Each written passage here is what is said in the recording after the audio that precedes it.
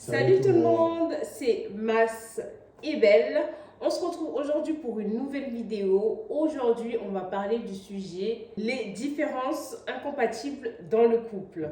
C'est parti. À mon avis, tu vois, la première différence d'incompatibilité qu'il peut y avoir dans un couple, c'est les valeurs. Quand on ne partage pas les mêmes valeurs.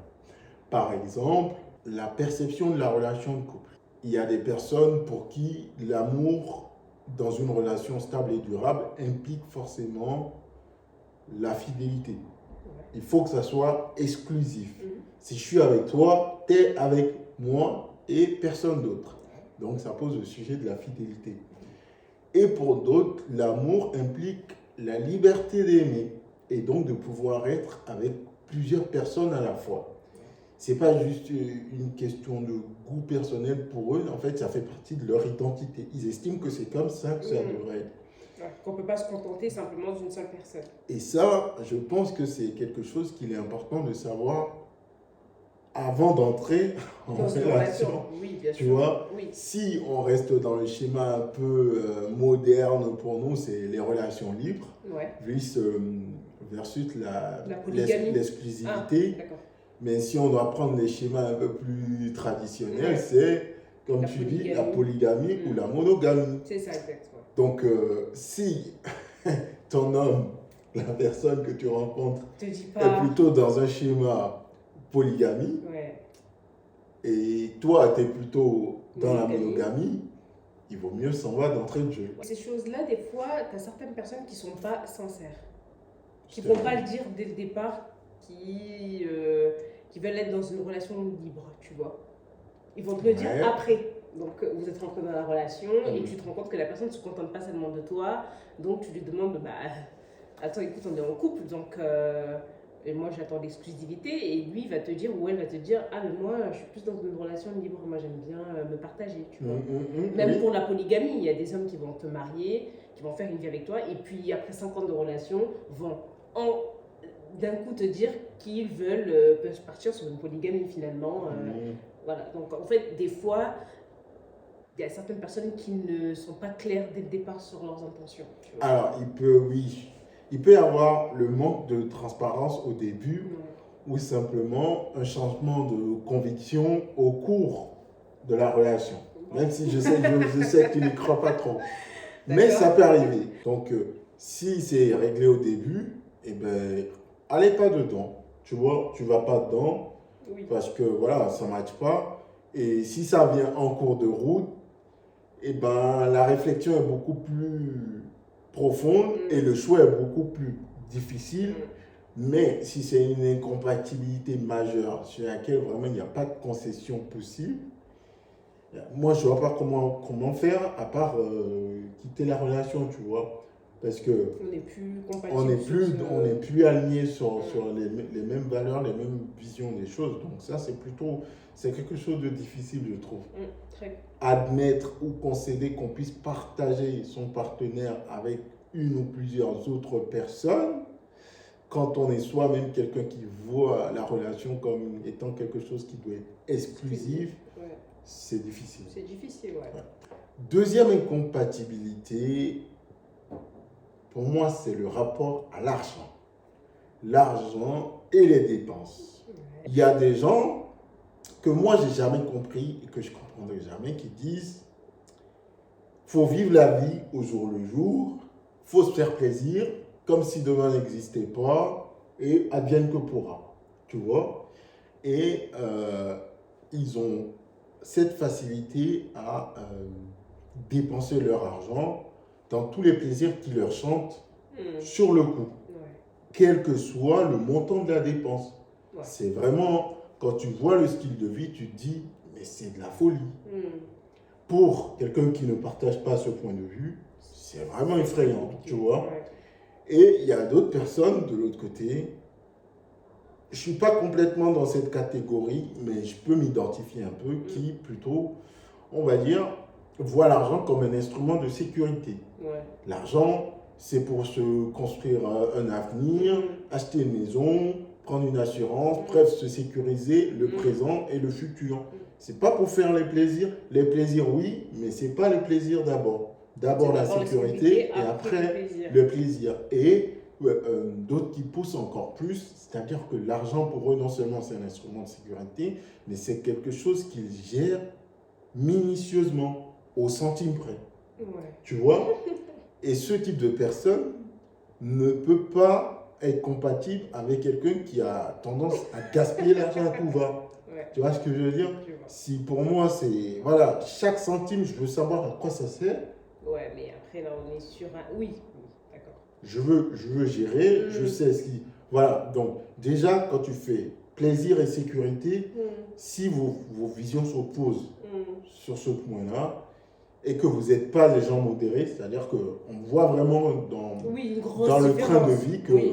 Il y a vraiment un gros gap entre celui qui veut faire des économies et qui calcule son centime près et celui qui dépense à tout va pour tout et n'importe quoi. Exactement. Voilà. Et là, c'est une incompatibilité parce que comment vous allez gérer l'argent demain? Ouais, parce que si tu en as un qui a de la facilité à mettre de côté, à faire des économies, et l'autre qui dépense tout son argent, qui le claque, ça va créer des disputes parce que tu as l'autre à côté qui va dire moi j'ai envie qu'on programme comment ça s'appelle des projets futurs avec de l'argent qu'on va mettre de côté, et l'autre qui va se dire oh laisse tomber tes projets futurs, on profite tout de suite, tu veux jamais profiter. Donc oui, il faut pas qu'il y ait un gros gap entre votre façon il faut pas qu'il y ait un gros gap avec votre rapport à l'argent. Voilà. De mon expérience personnelle, je pense que la plupart des gens sont plutôt modérés, tu vois, entre deux. Mais par contre, si le cas se pose vraiment et qu'on est vraiment dans les deux cas de figure opposés, il vaut mieux pas s'engager là-dedans parce que ça va poser de sérieux problèmes. Et concrètement, ce qui pourrait se passer, c'est que l'autre passe son temps à planifier son truc, à garder l'argent, économiser, planifier, pendant que l'autre, dès qu'il gagne de l'argent ou il touche son salaire, etc., c'est je fais ci, hop, et là. Finalement, tu as l'impression que c'est toi qui penses à l'avenir de la famille ou l'avenir du couple, pendant que l'autre, lui, n'en a rien à faire. Et va peut-être venir profiter de tout ce que toi tu as mis de côté pendant que lui claquait son argent. Il va être bien content que tu as finalement mis cet argent de côté pour sécuriser votre futur. Pourtant, lui se dit que le futur, on s'en fout. Voilà. Profitons de la vie, c'est le présent. Mais au moment où vous allez lui offrir une maison avec tout l'argent que vous avez bien pu mettre de côté pour penser au futur, il va être bien content aussi. Exactement. Donc à ce moment-là, tu te dis, finalement, c'est un peu de l'arnaque, quoi. Moi, je me prive pour la famille, toi, tu profites pour toi, et finalement, tu profites aussi de ce que moi, j'ai dû me priver pour qu'aujourd'hui, on ait une vie correcte dans le futur. C'est ça. Donc, c'est un peu compliqué, ouais. Et ça engendre colère, frustration et ressentiment. C'est moi qui fais tous les efforts, je me prive, je fais les plans, et toi, tu te permets de gaspiller l'argent à gauche, à droite, tu achètes les nouveautés, les nouveaux iPhones, c'est toi qui es toujours en voyage, tu achètes des nouveaux vêtements, tu es toujours dans la trend, l'actu, ce qui buzz, et moi, je me fais des économies, il n'y a que moi qui pense à la famille, c'est pas possible. On va pas pouvoir continuer comme ça, tu vois. Faut que, pour qu'on s'entende, il faut que les efforts soient des... Il y en a toujours un qui est plus dépensier que l'autre. Ça, en général, oui. Mais il ne faut pas que ce soit trop dépensier. Voilà. Et peu dépensier. Parce que sinon, ça ne marchera pas. C'est sûr, vous allez vous disputer tout le temps. La troisième incompatibilité, c'est le projet parental. Ça, c'est une décision fondamentale et un sujet qu'il faut absolument discuter avant de mettre les pieds dans les coups. Je peux vous assurer que nous deux, là, tout de suite, on discute encore âprement de combien d'enfants on voudrait avoir. On n'est pas encore d'accord là-dessus. Mais on est d'accord sur le projet parental. D'accord? Alors, imaginez que vous tombez sur quelqu'un qui a un projet parental radicalement différent du vôtre. C'est-à-dire, l'un veut des enfants et l'autre pas. Là, ça ne va pas du tout. Parce que c'est une décision très, très, très importante. Pour certaines personnes, être parent, c'est le projet d'une vie. C'est une réalisation. C'est même fonder une famille, avoir des enfants, c'est un accomplissement en soi pour eux. Et il y a d'autres personnes pour qui avoir des enfants, c'est pas vraiment quelque chose d'important dans la vie. On peut faire sans les enfants, on peut juste être à deux et pas forcément avoir des enfants pour fonder une famille. Voilà. Et vivre tranquille comme ça, heureux. Pour plusieurs raisons. Aujourd'hui, on n'est pas là pour juger est-ce que telle raison est bonne ou telle raison est mauvaise. Mais on est là pour dire que s'il y a les deux versions, les deux visions opposées, il vaut mieux en parler avant même de mettre le pied dans le couple. Je ne sais pas ce que tu en penses aussi, mais tu vois, il y a des gens qui se savent dans l'incapacité d'avoir des enfants et qui ne s'ouvrent pas directement d'entrée de jeu avec leur partenaire et qui espèrent qu'une fois qu'ils sont dans la relation et qu'il va prendre à l'année, la personne va accepter. Et moi, je pense que la plupart du temps, si vraiment le projet parental est quelque chose d'important pour l'autre, il ne va pas rester. Même s'il aime la personne. Tu vois, je pense qu'il restera. L'envie d'être il parent, ou elle d'ailleurs. L'envie d'être parent va être beaucoup plus important que l'amour que la personne te porte. Elle peut t'aimer autant que tu veux, mais si son amour pour être parent est plus haut que l'amour que la personne te porte, elle arrêtera la relation. Et comme j'ai dit pour le premier point, si vous ne vous dites pas je vais me lancer dans la relation et je vais voir par la suite pour le faire changer d'avis et tout, si une personne vous dit dès l'entrée qu'il ne veut pas avoir d'enfant, ça ne sert à rien de tenter de voir si avec le temps cette personne va changer, parce que vous allez peut-être être déçu. La majorité du temps vous êtes déçu de toute façon, parce que les gens ne changent pas souvent vous pouvez tomber sur une personne qui change de façon de voir les choses avec le temps, mais c'est un risque à prendre.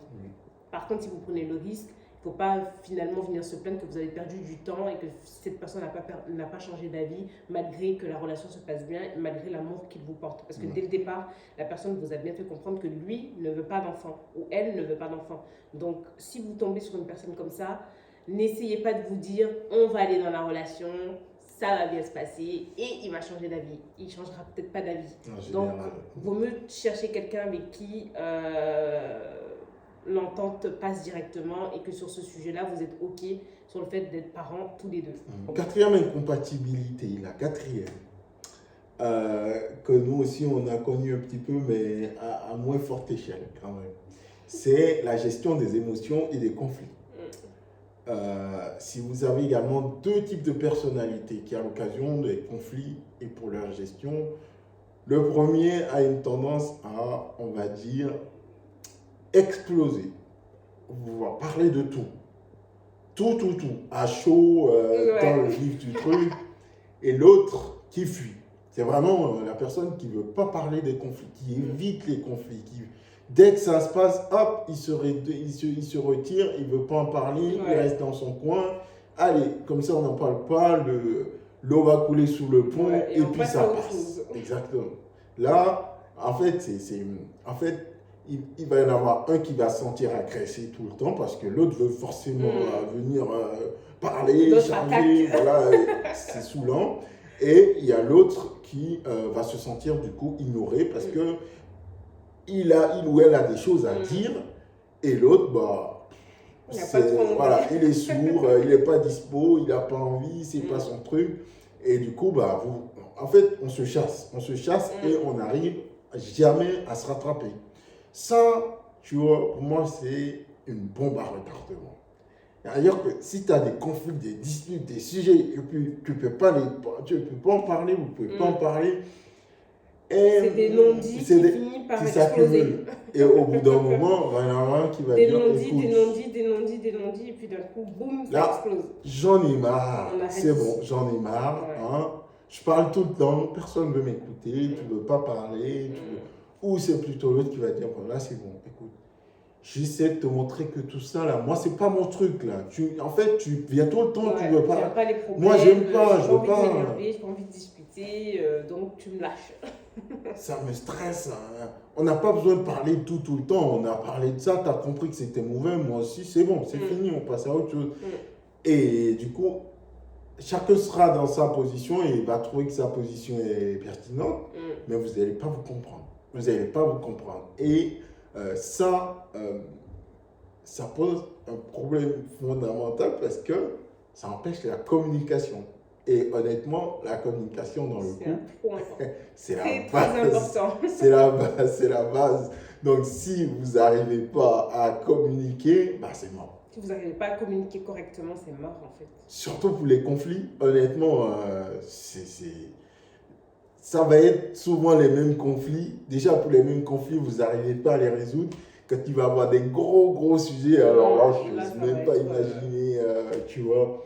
Parce qu'au bout d'un moment, il va y en avoir un qui va dire, écoute, j'ai essayé, il ne veut pas parler, je vais décider d'aller en parler à une autre personne, je ne sais pas, ses parents, sa mère ou son frère, pour essayer de régler la pour qu'il lui parle, tu vois. Et peut-être que la personne ne va pas apprécier, parce que pourquoi tu vas parler de notre problème parce que toi, après, là, à ce moment-là, la personne ne peut pas se plaindre. J'essaie de te parler, mais tu ne veux pas écouter, donc il faut bien que je parle à quelqu'un.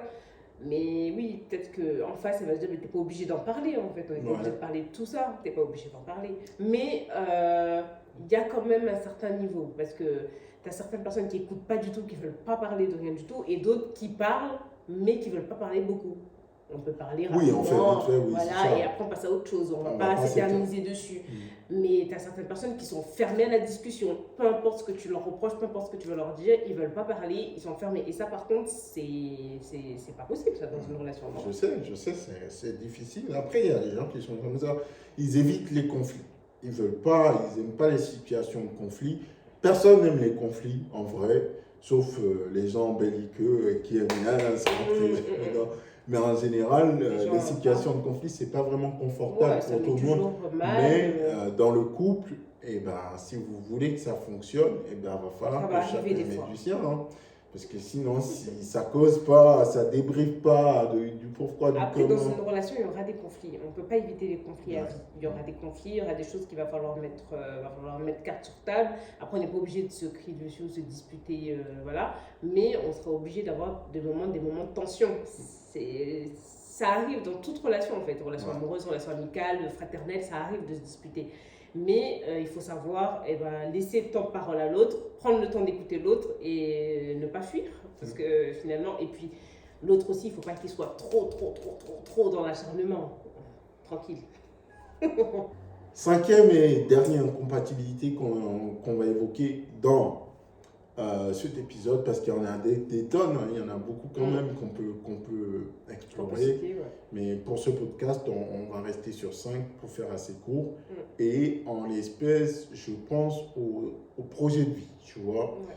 Le projet de vie, quand je dis projet de vie, c'est-à-dire il y a le lifestyle des gens, la manière de penser des gens. Tu vois, il y a des gens, par exemple, moi je veux une vie très vivante, très enrichissante, très aventurière, tu vois. Tous les 2 ans, je veux changer de pays, voilà, je veux visiter le monde, voilà, je veux aller, je sais pas moi, en Asie, en Afrique, bref, je vais faire le tour du monde pendant toute ma vie. Il n'est pas question que je reste planqué dans un petit coin paumé. Quand je dis petit coin, ça peut être partout sur la planète, mais c'est là où je reste pendant 15 ans, pendant 20 ans, voilà. J'ai besoin de voir la stabilité, tranquille, voilà. Ça, c'est une incompatibilité aussi, tu vois. Quand on parle de voyager carrément et de changer de vie tout le temps en déplacement, s'installer ici, vivre 2 ans, et après un ailleurs, et après, tu vois. Pour quelqu'un qui cherche à être stable, voilà, j'aime mes repères. Qui n'est pas trop aventurier, qui n'a pas trop changer de coin et d'endroit. C'est ça. Je veux changer, je veux voilà, une maison, un crédit, tu vois, tout ce qu'il y a de plus stable et de plus ennuyeux pour certains dans la vie, c'est le cœur de la vision de quelqu'un. Et l'autre, par contre, non, il n'y a pas besoin d'acheter un appartement. De toute façon, on ne va pas crêcher ici pendant 20 ans. Hein. On est en Espagne 2 ans, après on est en Italie 6 mois, après on est au Cap d'Agde, et après on retourne au Mali, en Afrique, après au Moyen-Orient. Bref, tu vois, le tour de la planète, soit parce qu'ils sont aventuriers, soit pas en le vivant via leur travail, tu vois, du quotidien. Ils veulent des boulots qui les fassent voyager tout le temps et tout, tu vois. Donc ça, ouais, c'est un gros sujet aussi, parce que du coup, si on rentre dans ce type de relation, eh ben, c'est une relation qui ne sera pas vraiment une relation parce que l'autre ne sera jamais là. Ouais. Et bah, l'autre sera tout le temps. Voilà. Du coup, voilà, on est en couple en théorie, mais on ne vit pas une vie de couple en vrai. Et très vite, on n'a pas la même façon de ça. voir les choses, en tout cas sur le lifestyle. Ouais. Et après, il y a des gens qui peuvent l'accepter parce que ils comprennent le style de vie ou que c'est le travail de l'autre. Mais ou peut-être qu'il y a des gens, ça les arrange. J'aime bien qu'il ne soit pas souvent à la maison, j'aime bien quand il est un peu ailleurs, qu'il rentre de temps en temps. Il y a des gens qui aiment bien ça aussi. Voilà. Donc, après, comme on a dit, il faut que ça les dérange pas. Voilà. Ça les dérange pas plus que ça. Voilà. Mais si c'est quelque chose qui vous importe, je veux une vie stable, en couple, à deux, et sans trop voilà, faire le tour du monde, faire des aventures. Oui, des aventures une fois dans l'année, ouais, c'est cool, mais les aventures à l'année, par contre, hors de question, tu vois. Ouais, c'est bon, hein, j'ai pas envie d'aller tourner partout sur la planète, j'ai besoin d'être quelque part et de construire une vie, tu vois. Ouais. C'est important pour certains. Donc, si déjà vous n'êtes pas sur la même longueur d'onde sur ce lifestyle, vaut mieux pas s'y engager. Ça va être une relation où, pas vraiment à distance, mais vous n'allez pas vous retrouver dedans. C'est une relation, mais la personne n'est pas tout le temps là et puis elle voit les choses autrement. Vous êtes plutôt quelqu'un de casanier et aimez votre routine. Bah, du coup, ça vaut pas la peine. Quoi. Donc, idéalement, sur ces sujets qu'on vient d'évoquer, il vaut mieux quand même essayer de trouver quelqu'un qui est sur les mêmes valeurs que nous, ou peut-être différent, mais qui reste un peu modéré, tu vois. Voilà, on peut trouver des... Il y a certains points sur lesquels vous allez être différents, mais il ne faut pas qu'il y ait un gros gap non plus entre les différences de chacun. Donc ça doit être quand même équilibré, un petit peu quand même. C'est important, franchement c'est important. Pour la durée, la durabilité du couple, c'est super important, honnêtement. Et c'est des trucs qu'on prend à la légère, encore que je le répète, mais au début de la relation. Mais très vite, une fois que les papillons sont partis, les yeux de l'amour se sont envolés et qu'on a vu tous les défauts de l'autre et que voilà, maintenant on se connaît, il n'y a plus de surprise, voilà, maintenant on commence à... Maintenant, sérieuses et on voit l'avenir. C'est bon, maintenant c'est le moment de construire, de prendre des responsabilités. Là par contre, ça commence ça peut vraiment on commence à avoir des problèmes. Ouais. Et si ça ne marche pas, ça aura été du temps perdu pour chacun du coup. 2 ans perdus, 1 an perdu, 5 ans perdus, c'est du temps perdu. C'est du temps perdu, quoi. C'est du temps qu'on ne rattrape pas, en tout cas. Voilà. Et surtout, dans le jeune âge, vous voyez, si vous rencontrez quelqu'un à 25 ans, vous perdez 5 ans, voilà, c'est bon, maintenant vous êtes dans la trentaine. C'est plus pareil, la vingtaine et la trentaine, mais vous recommencez à la trentaine, vous perdez encore 5 ans, 6 ans, allez, là on est dans 36, 37 ans, bientôt la quarantaine. C'est beaucoup de temps perdu, Donc s'il y a des choses qui vous dérangent dès le début et que vous sentez qu'il y a une incompatibilité, vous ne pouvez pas perdre son temps et mettre un terme et chercher quelqu'un qui nous correspond en tout cas. Un peu mieux, voilà. Honnêtement un peu mieux. Et pour finir, ce que je dirais, c'est que en fait la vie, on va dire que la vie est un peu bizarre, vous voyez. En fait, c'est au moment où on est le plus immature et le plus naïf qu'on est supposé prendre les décisions les plus importantes de notre vie parce que on est face aux meilleures années de notre vie, tu vois. Et la naïveté du moment avec l'importance des décisions à prendre sur le coup, c'est très délicat. C'est pour ça que c'est bien d'être entouré, avoir des bons conseils ou des parents, en tout cas des gens sur qui on peut compter, qui peuvent nous donner l'expérience de la vie et des bons conseils. Parce que si on n'a pas un bon entourage, qu'on est tout seul ou entouré de mauvaises personnes... Parce que c'est vrai qu'à 20 ans, je peux très bien te dire si mon homme ne veut pas d'enfant, c'est pas grave, je l'accepte et tout. Voilà, tu vis ta petite jeunesse et tout. Tu réfléchis pas à ce moment-là très très bien, tu penses à l'amour, à lui.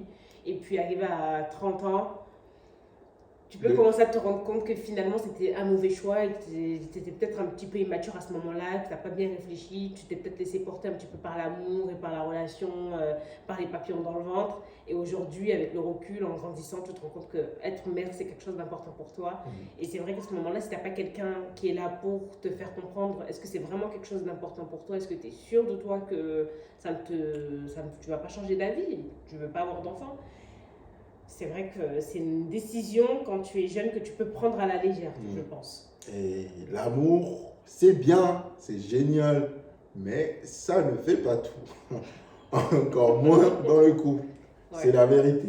Honnêtement, c'est la vérité. Non, mais c'est vrai, ouais. Ça ne fait pas tout. Et très vite, voilà, la réalité revient. C'est le moment de faire des choix difficiles, les responsabilités. Et croyez-moi, l'amour... voilà, il suffit pas à ce moment. Il y a des moments où l'amour, bon, c'est bien, mais c'est pas le plus important.